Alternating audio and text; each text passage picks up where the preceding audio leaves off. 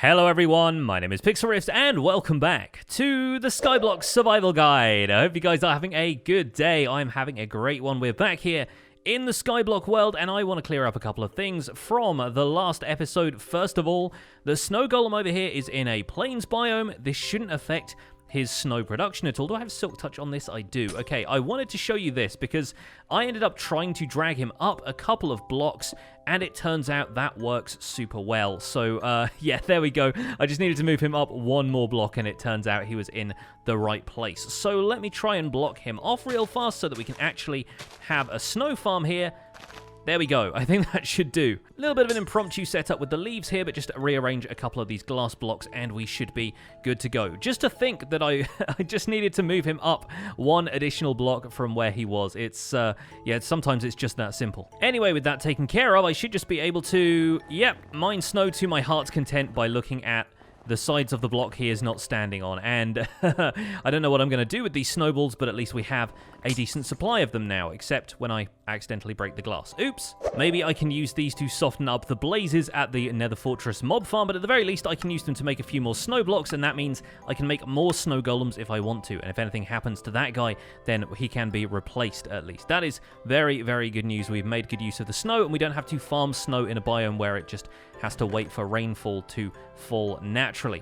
The next thing I want to do with this episode, and the main topic of this episode, is going to be a drowned farm. And we're going to make a drowned farm specifically rather than drowning the zombies in the zombie spawner down here for a couple of reasons. The first of which being that I want to get myself the clay that is mentioned in the collector achievements here. Drowns dropping clay balls means we can farm them to get a stack of clay blocks, which then leads to us getting every color of terracotta, which is the next step in this. The other one, of course, being tridents, and you can't get a trident in Java Edition from drowning zombies and converting them that way. They never end up holding the items that they would naturally spawn with, like fishing rods, nautilus shells, and tridents. So I think it's probably worth doing for one of the other ocean advancements, which is to toss a trident, to get ourselves a trident, and that will be almost all of these ocean advancements complete, although apparently obtaining every head in the game is part of the ocean advancements. Not quite sure how that works, but anyway, I think we're going to have to find ourselves a river biome for this, and we could do the unusual thing, the thing that we can't normally do in vanilla, of making a drowned farm in an ocean biome, because you can, of course, get drowned spawning in oceans, and it is possible to get them spawning out there, but however, I kind of think it's better to make them in a river biome. Studies have shown, and by studies I mean videos by Ilmango here, have shown that it is actually 50 times more likely for a drowned to spawn in a river biome than it is for a drowned to spawn in an ocean. Not only that, but oceans also have a bunch of other stuff that spawns there, namely things like dolphins, squid, and a whole bunch of fish, and at the very least we can eliminate the dolphin spawns by making this farm in a river. I'm fairly certain we can also eliminate squid spawns if we build it low enough down in the world, and the ideal location for that is going to be a river biome. Now, for the purposes of this video, I did do a little bit of scouting out here, and I've determined that there is a river biome somewhere between this island and that island over there, the island that originally had the snow and the spruce tree on it. So I am going to probably grab some cobblestone slabs from the ample supply of cobblestone we already have over here at the cobblestone generator. I'm going to sleep for the night so it's a little bit safer, and then I'm going to try and make my way out to where I think this river biome can be found. Yep, here we are, just about halfway between that island over there, which I believe originally had a birch tree on it, and that one over there, which had the spruce tree. We have this section here, and as I come out into the void, you will see the biome there in the left-hand side in the biome data turns into a river, and it is around this area that I've decided to set up the drowned farm, and I have had a crack at this in a creative copy of the Skyblock test world, so I kind of know what I'm doing here. The next step is to trace the outline of the river biome by checking around the areas here to make sure that we aren't stepping over into the areas where it turns into stone shore, but there should be a pretty square section here which is just marked out as river. Yep, there we go. We've got one there. We can bring that in like so, and we've got plains on this side, river there, and then it becomes stone shore like that. Let's see if there are any other river areas we can take advantage of here, because there should be some more in one direction or another. So I've now been able to outline a couple of fairly square patches of this river biome, and I think we're going to convert both of these into our farm. We could be a bit more meticulous about it and trace every single block that belongs to the river biome, but that tends to get a little bit more jigsaw looking, and I kind of feel like we could make this a nice, neat, squared off farm if we want to. There is only one block here, which I think is this one, that is actually in the mountains biome, and the ones either side of that are river, so we can probably just leave that in. However, we don't want to build it this high up in the world, because as I mentioned before, that means squid start spawning in the farm. To avoid squid spawns, just to keep it limited to salmon, which are just going to spawn at any height in a river, and the drowned, I actually want to move this farm down to below Y level 43, which is the lowest point in the world at which squid will spawn. They spawn within about a 20 block range, starting at sea level and proceeding on downwards. So we are going to drop this whole thing a little bit further down, and then we're going to build this outline again using top half slabs this time instead of bottom half slabs. It's going to mean we need to light it up a little bit as we go, but waterlogging top half slabs is a great way to have water just fall down from the top here and make sure the entire top section is covered in water sources flowing downwards. We're not going to be able to do that with bottom half slabs though, because as you can see,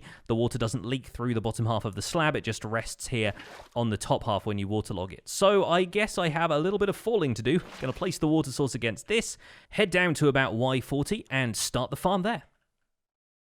And that, ladies and gentlemen, is the outline of a river. So I am going to just outline the rest of this in planks, and then we can start placing in the water sources that are going to fall down to roughly the height of the void. Probably up a couple of blocks from that, actually, just to give us a little bit of room to lay a trap for the drowned so that we can deal some damage to them and collect whatever drops they have handy. But we are going to need the turtle eggs that we scooped up in the last few episodes. We're going to need a bunch more resources. We're going to need these leaves so that we can create a spawn-proof platform for the drowned to land on, and we are going to need to create a whole lot of fence gates once again, because fence gates are really the key to letting this stuff through while preventing water from falling through. And you could do that with signs, of course, but I find fence gates a little bit easier to place, what with them not having to be written on and having to hit escape every so often to cancel the sign writing process. I kind of like using fence gates for this stuff. So that's the resources we're going to need, but aside from that, it should be a relatively simple operation. I am just going to cut off this platform here, this little section of the farm, even though that is technically valid river biome spawning space. I think it's going to be nicer just to have a squared off farm and make as few detours in this outline as possible. So once we lay in the rest of these planks, we should be good to go, and I can probably bring a couple of water buckets over here so that we can start an infinite water source and make filling up these slabs with water a little bit more bearable.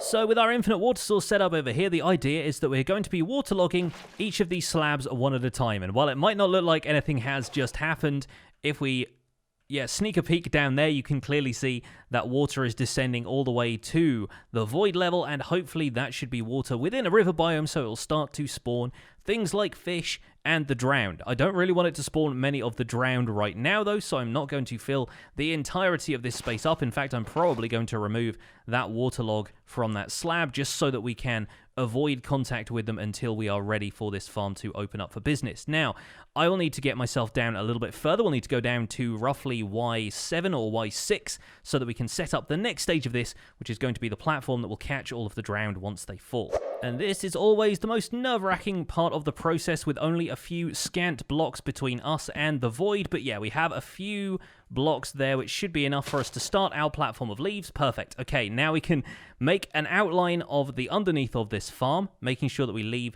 adequate space on the sides here, because roughly about there, I guess over here, is where we're going to be setting up the area for the drowned to fall into a little trap we're going to make using the turtle eggs. So I can probably just use the outline of the farm above me, or maybe use the outline of the river biome itself and lay out an area where all of these drowned mobs are going to be falling. There's the outline, pretty squarely traced. I think we should be able to set up a section over here for the turtle eggs to sit.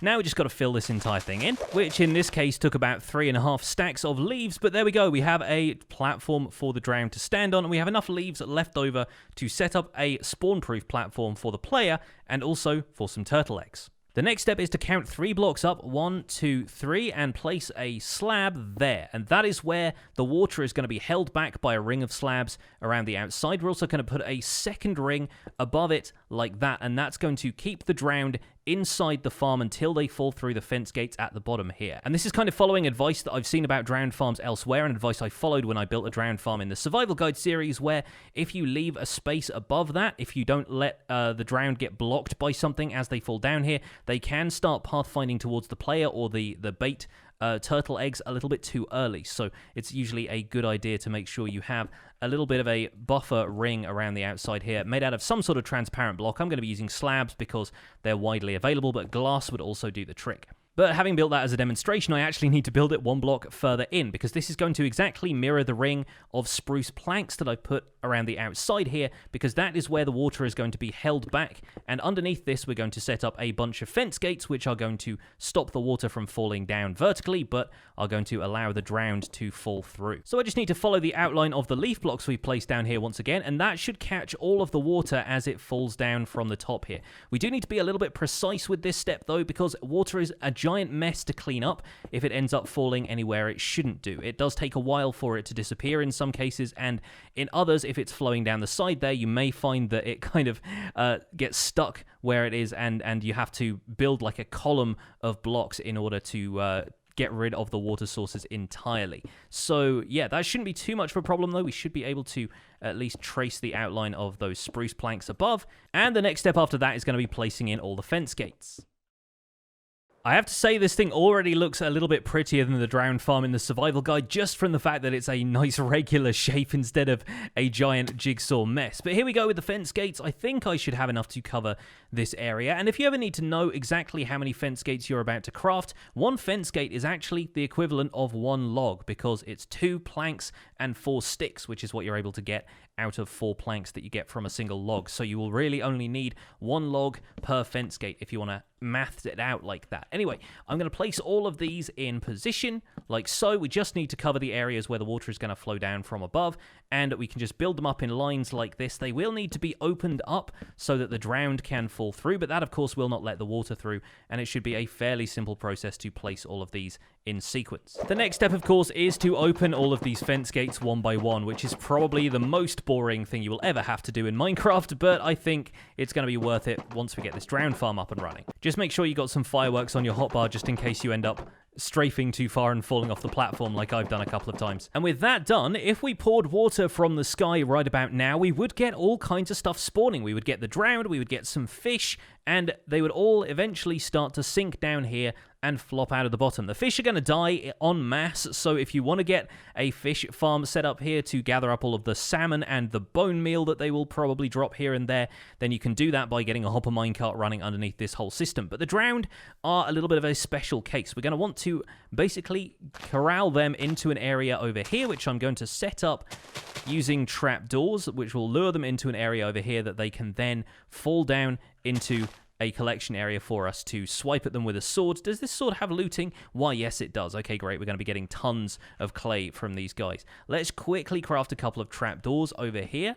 And I think the way we're going to do this is we're going to have 3 trapdoors on this side, like so. 1, 2, 3. And we're going to have 3 trapdoors on this side over here, meaning this corner space is going to be neglected somewhat, but they'll probably have stronger pathfinding than that. Then we're going to create a little platform of leaves here with the trapdoors facing outwards like so, and on this little section here, there will be enough room for the drowned to fall down. We can place 3 turtle eggs. And I'm going to use 3 there because sometimes the drowned take a little while to notice the turtle eggs if there is just 1, whereas I think if there are 3, it might have a slightly higher chance of grabbing their attention. I don't know if it's actually the case, but I'm going to give it a try anyway. It worked pretty well when I was testing this in the first place. I'm going to build up these leaves on either side here so that they don't have a way of pathfinding around and getting stuck there, and that's also going to be built downwards underneath here so that we can set up a player catchment area for the drowned to come down into. Now comes the even more tricky part where we have to go down a couple of blocks further towards the void, and I need to make sure I have fireworks on my hotbar just in case this goes badly for me. But I think, yes, we have left enough space that I can build. Whoa, yeah, that's the heart and mouth moment for you guys. We can build a little platform down here that I can stand on, and the drowned can get collected in this area, and we can swipe at them with the looting sword. And when it's all built up, this is what the trap looks like. We're going to place our 3 turtle eggs there. The drowned will fall down into this area, and right here, we're going to have a waterlogged section there. I mean, not waterlogged as such, but it's just got a nice water flow from the back. The drowned are going to pathfind towards that water source block as well as the eggs, so that's double the reason for them to come over here. And the water source is going to act to split the drowned to either side, making them slightly easier for you to attack with a sword, making sure they don't get stuck there at the back, and also direct the drops towards me so that I can collect them all up. And hopefully that should allow us to collect a fair amount of loot. Of course, we could always replace this front row here with hoppers if we wanted the stuff to be collected in a nice loot chest over here, but I think I'm mainly going to be over here with an empty inventory trying to get myself a decent amount of clay. So the next step is going to be to get the turtle eggs in place and then start pouring the water down from above. But first, of course, I should probably make sure there is a sensible way for me to get down here without the drowned seeing me and shooting a trident at me. Not to mention the fact that if you are in water while the drowned are in here, then they are going to be actively trying to look for you, and that's not a great idea.